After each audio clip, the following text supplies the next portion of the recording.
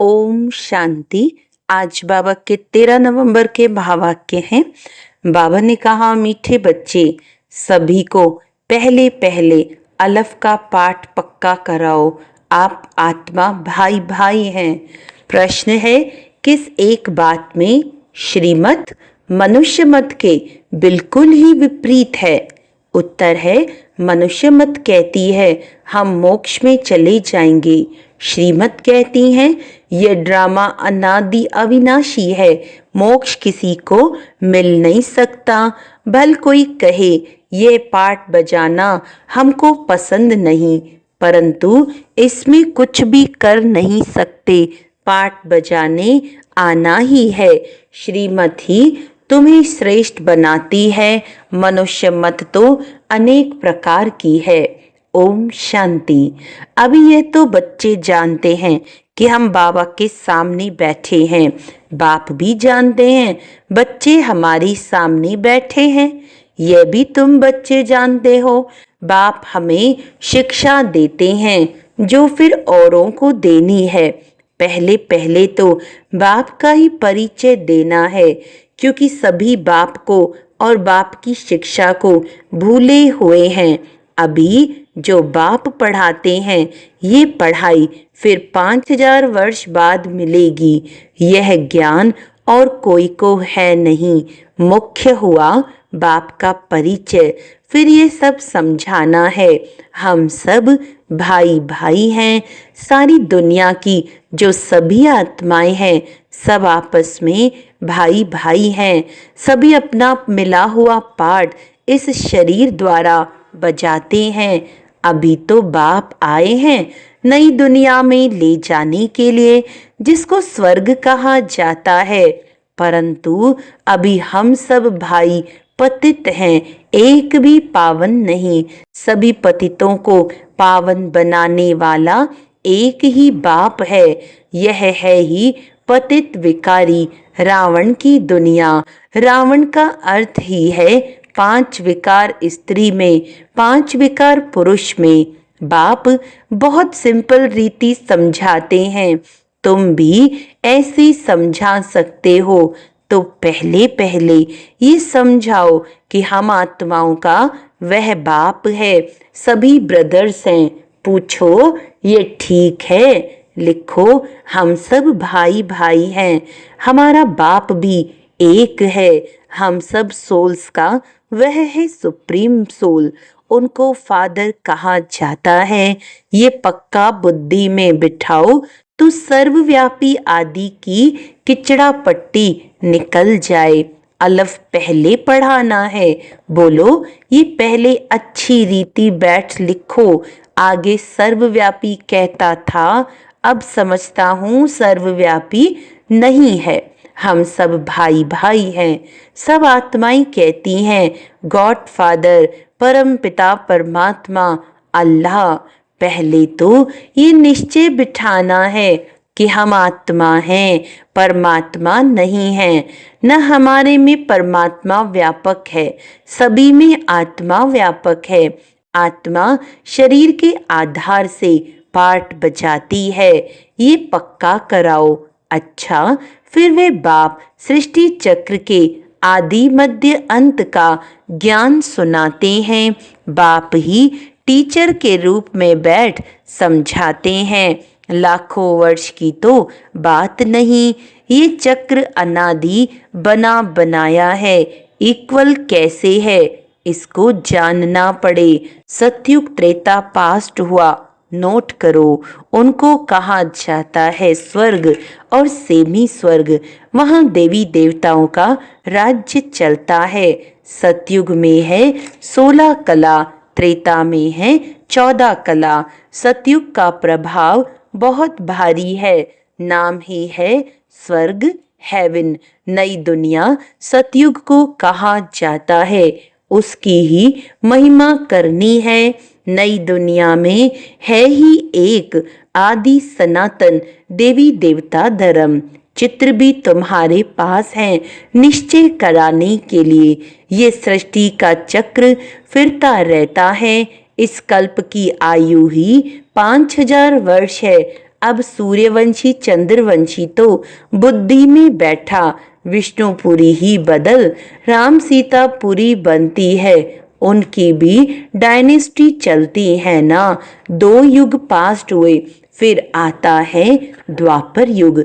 रावण का राज्य, देवताएं वाम मार्ग में चले जाते हैं तो विकार का सिस्टम बन जाता है। सतयुग त्रेता में सभी निर्विकारी रहते हैं। एक आदि सनातन देवी देवता धर्म रहता है। चित्र भी दिखाना है और अली भी समझाना है। बाप हमको टीचर होकर ऐसे पढ़ाते हैं। बाप अपना परिचय खुद ही आकर देते हैं। खुद कहते हैं मैं आता हूँ पतितों को पावन बनाने के लिए, तो मुझे शरीर जरूर चाहिए, नहीं तो बात कैसे करूं। मैं चैतन्य हूँ, सत्य हूँ और अमर हूँ। सतो रजो तमो में आत्मा आती है। आत्मा ही पतित, आत्मा ही पावन बनती है। आत्मा में ही सब संस्कार हैं। पास्ट के कर्म व विकर्म का संस्कार आत्मा ले आती है। सतयुग में तो विकर्म होता नहीं, कर्म करते हैं, पाठ बजाते हैं, परंतु वह कर्म अकर्म बन जाता है। गीता में भी अक्षर हैं। अभी तुम प्रैक्टिकल में समझ रहे हो, जानते हो बाबा आया हुआ है पुरानी दुनिया को बदल नई दुनिया बनाने। जहाँ कर्म अकर्म हो जाते हैं उनको ही सतयुग कहा जाता है और यहाँ फिर ये कर्म विकर्म ही होते हैं जिसको कलयुग कहा जाता है। तुम अभी हो संगम पर। बाबा दोनों ही तरफ की बात सुनाते हैं। एक एक बात अच्छी रीति समझें। बाप टीचर ने क्या समझाया, अच्छा बाकी है गुरु का कर्तव्य। उनको बुलाया ही है, आकर हम पतितों को पावन बनाओ। आत्मा पावन बनती है फिर शरीर भी पावन बनता है। जैसे सोना वैसे जेवर भी बनता है। 24 कैरेट का सोना लेंगे और खाद नहीं डालेंगे तो जेवर भी ऐसा सतो प्रधान बनेगा। एलॉय डालने से फिर तमो प्रधान बन पड़ता है, क्योंकि खाद पड़ती है ना। पहले भारत 24 कैरेट पक्के सोने की चिड़िया थी, अर्थात सतो प्रधान नई दुनिया थी। फिर अब तमो प्रधान है। पहले प्योर सोना है, नई दुनिया पवित्र, पुरानी दुनिया अपवित्र। खाद पड़ती जाती है। ये बाप ही समझाते हैं और कोई मनुष्य गुरु लोग नहीं जानते। बुलाते हैं, आकर पावन बनाओ। सतगुरु का काम है वानप्रस्थ अवस्था में मनुष्यों को ग्रस्त से किनारा कराना। तो ये सारी नॉलेज ड्रामा प्लान अनुसार बाप ही आकर देते हैं। वह है मनुष्य सृष्टि का बीज रूप। वही सारे वृक्ष की नॉलेज समझाते हैं। शिव बाबा का नाम सदैव शिव ही है। बाकी आत्माएं सब आती हैं पाठ बजाने, तो भिन्न भिन्न नाम धराती हैं, बाप को बुलाते हैं, परंतु उन्हें जानते नहीं वह कैसे भाग्यशाली रथ में आते हैं तुमको पावन दुनिया में ले जाने। तो बाप समझाते हैं, मैं उनके तन में आता हूँ जो बहुत जन्मों के अंत में है। पूरा 84 जन्म लेते हैं राजाओं का राजा बनाने के लिए। इस भाग्यशाली रथ में प्रवेश करना होता है। पहले नंबर में है श्री कृष्ण, वह है नई दुनिया का मालिक। फिर वही नीचे उतरते हैं सूर्यवंशी, चंद्रवंशी, फिर वैश्य शूद्रवंशी, फिर ब्रह्मावंशी बनते हैं गोल्डन से सिल्वर। फिर तुम आयरन से गोल्डन बन रहे हो। बाप कहते हैं, मुझे एक अपने बाप को याद करो जिसमें मैंने प्रवेश किया है। इनकी आत्मा में तो जरा भी नॉलेज नहीं थी। मैं इनमें मैं प्रवेश करता हूँ, इसीलिए इनको भाग्यशाली रथ कहा जाता है। खुद कहते हैं, मैं इनके बहुत जन्मों के अंत में आता हूँ। गीता में अक्षर एक्यूरेट हैं। गीता को ही सर्वशास्त्रमयी शिरोमणि कहा जाता है। इस संगम युग पर ही बाप आकर ब्राह्मण कुल और देवी देवता कुल की स्थापना करते हैं। औरों का तो सबको मालूम है ही, इनका कोई को पता नहीं है। बहुत जन्मों के अंत में अर्थात संगम युग पर ही बाप आते हैं। बाप कहते हैं, मैं बीज रूप हूँ। श्री कृष्ण तो है ही सतयुग का रहवासी। उनको दूसरी जगह तो कोई देख ना सके। पुनर्जन्म में तो नाम रूप देश काल सब बदल जाता है। पहले छोटा बच्चा सुंदर होता है, फिर बड़ा होता है, फिर वह शरीर छोड़ दूसरा छोटा लेता है। तो ये बना बनाया खेल है, ड्रामा के अंदर फिक्स है। दूसरे शरीर में तो उनको श्री कृष्ण नहीं कहेंगे। उस दूसरे शरीर पर नाम आदि फिर दूसरा पड़ेगा। समय, फीचर्स, तिथि, तारीख आदि सब बदल जाता है। वर्ल्ड की हिस्ट्री, ज्योग्राफी हूबहू रिपीट कहा जाता है। तो ये ड्रामा रिपीट होता है। सतो रजो तमो में आना ही है। सृष्टि का नाम, युग का नाम सब बदलते जाते हैं। अभी यह है संगम युग, मैं आता ही हूँ संगम पर। ये हमको अंदर में पक्का करना है। बाप हमारा बाप टीचर गुरु है, जो फिर सतो प्रधान बनने की युक्ति बहुत अच्छी बताते हैं। गीता में भी है, देह सहित देह के सब धर्म छोड़ अपने को आत्मा समझो, वापस अपने घर जरूर जाना है। भक्ति मार्ग में कितनी मेहनत करते हैं भगवान पास जाने के लिए। वह है मुक्ति धाम, कर्म से मुक्त।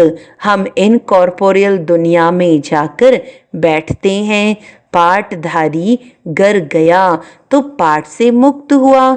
सब चाहते हैं हम मुक्ति पावे, परंतु मुक्ति तो किसको मिल न सके। ये ड्रामा अनादि अविनाशी है। कोई कहे ये पाठ बजाना हमको पसंद नहीं, परंतु इसमें कोई कुछ कर न सके। ये अनादि ड्रामा बना हुआ है। एक भी मुक्ति को नहीं पा सकते। वह सब हैं अनेक प्रकार की मनुष्य मत। ये है श्रीमत श्रेष्ठ बनाने के लिए। मनुष्य को श्रेष्ठ नहीं कहेंगे, देवताओं को श्रेष्ठ कहा जाता है। उन्हों के आगे सब नमन करते हैं तो वह श्रेष्ठ ठहरे ना, परंतु यह भी किसको पता नहीं है। अभी तुम समझते हो कि 84 जन्म तो लेना ही है। श्री कृष्ण देवता है, वैकुंठ का प्रिंस। वह यहाँ कैसे आएगा? न उसने गीता सुनाई, सिर्फ देवता था, इसीलिए सभी लोग उनको पूजते हैं। देवता है पावन, खुद पतित ठहरे। कहते भी हैं, मुझ निर्गुण हारे में कोई गुण नहीं।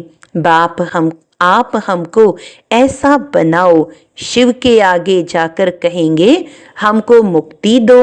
वह कभी जीवन मुक्ति, जीवन बंद में आते ही नहीं, इसीलिए उन्हें पुकारते हैं मुक्ति दो। जीवन मुक्ति भी वही देते हैं।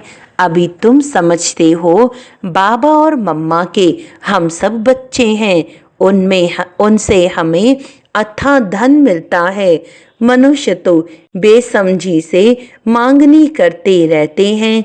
बेसमझ तो जरूर दुखी ही होंगे ना, अथाह दुख भोगने पड़ते हैं। तो ये सब बातें बच्चों को बुद्धि में रखनी है। एक बेहद के बाप को न जानने के कारण कितना आपस में लड़ते रहते हैं। ऑर्फन बन पड़े हैं। वे होते हैं हद के ऑर्फन्स, ये हैं बेहद के ऑर्फन्स। बाप नई दुनिया स्थापन करते हैं। अभी है ही पतित आत्माओं की पतित दुनिया, पावन दुनिया सतयुग को कहा जाता है, पुरानी दुनिया कलयुग को। तो बुद्धि में ये सब बातें हैं ना।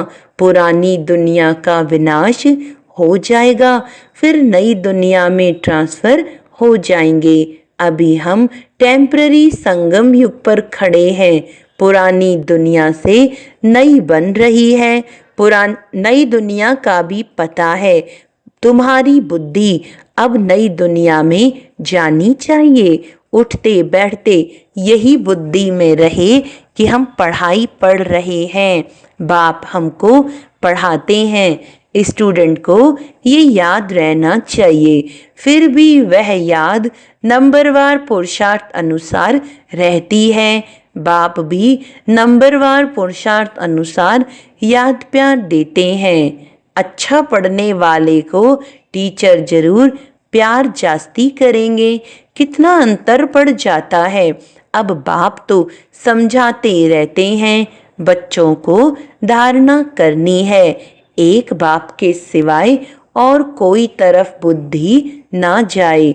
बाप को याद नहीं करेंगे तो पाप कैसे कटेंगे। माया घड़ी घड़ी तुम्हारा बुद्धि योग तोड़ देगी। माया बहुत धोखा देती है। बाबा मिसाल देते हैं, भक्ति मार्ग में हम लक्ष्मी की बहुत पूजा करते थे। चित्र में देखा लक्ष्मी पांव दबा रही है तो उसे मुक्त करा दिया। उनकी याद में बैठते जब बुद्धि इधर उधर जाती थी तो अपने को थप्पड़ मारते थे। बुद्धि और तरफ क्यों जाती है। आखिरीन विनाश भी देखा, स्थापना भी देखी, साक्षात्कार की आश पूरी हुई। समझा अब ये नई दुनिया आती है, हम यह बनेंगे। बाकी ये पुरानी दुनिया तो विनाश हो जाएगी। पक्का निश्चय हो गया। अपनी राजधानी का भी साक्षात्कार हुआ तो बाकी इस रावण के राज्य को क्या करेंगे, जबकि स्वर्ग की राजाई मिलती है। यह हुई ईश्वरीय बुद्धि। ईश्वर ने प्रवेश कर ये बुद्धि चलाई। ज्ञान कलश तो माताओं को मिलता है, तो माताओं को ही सब कुछ दे दिया। तुम कारोबार संभालो, सबको सिखलाओ। सिखलाते सिखलाते यहाँ तक आ गए। एक दो को सुनाते सुनाते देखो अब कितने हो गए हैं। आत्मा पवित्र होती जाती है। फिर आत्मा को शरीर भी पवित्र चाहिए। समझते भी हैं, फिर भी माया भुला देती है। तुम कहते हो 7 रोज पढ़ो तो कहते हैं कल आएंगे। दूसरे दिन माया खलास कर देती है, आते ही नहीं। भगवान पढ़ाते हैं तो भगवान से नहीं आकर पढ़ते हैं। कहते भी हैं हाँ जरूर आएंगे, परंतु माया उड़ा देती है, रेगुलर होने नहीं देती है। जिन्होंने कल्प पहले पुरुषार्थ किया वह जरूर करेंगे, और कोई हट्टी है नहीं। तुम पुरुषार्थ बहुत करते हो, बड़े बड़े म्यूजियम बनाते हो। जिन्होंने कल्प पहले समझा है वही समझेंगे। विनाश होना है, स्थापना भी होती जाती है। आत्मा पढ़कर फर्स्ट क्लास शरीर लेगी। एम ऑब्जेक्ट यह है ना, ये याद क्यों नहीं पड़ना चाहिए। अभी हम नई दुनिया में जाते हैं अपने पुरुषार्थ अनुसार। अच्छा मीठे मीठे सिक्किलदे बच्चों प्रति माता पिता बाप दादा का याद प्यार और गुड मॉर्निंग। रूहानी बाप की रूहानी बच्चों को नमस्ते। हम रूहानी बच्चों की रूहानी बाप दादा को याद प्यार गुड मॉर्निंग। नमस्ते नमस्ते नमस्ते जी। धारणा के लिए मुख्य सार है, बुद्धि में सदा याद रहे कि अभी हम थोड़े समय के लिए संगम युग में बैठे हैं। पुरानी दुनिया विनाश होगी तो हम नई दुनिया में ट्रांसफर हो जाएंगे।